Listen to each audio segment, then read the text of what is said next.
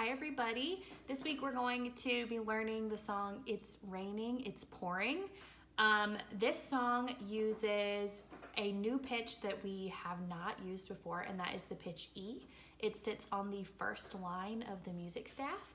And when you play an E, we're going to be using both our left and our right hands. So to play an E, you're going to cover the thumb hole, use your first finger, second finger, third finger, then taking your right hand, you're going to keep going down and covering the holes using your first finger and your second finger. So you should have 5 holes covered in the front and the thumb hole in the back, and this is the pitch E.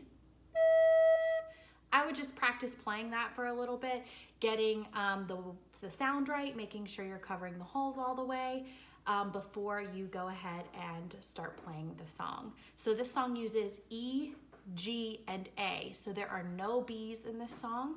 It's our first song not using the pitch B. E,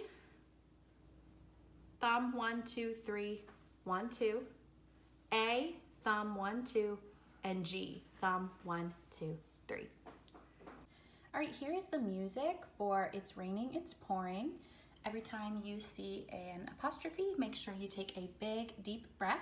And anytime you see a pitch sitting on the first line, that's going to be our new pitch E.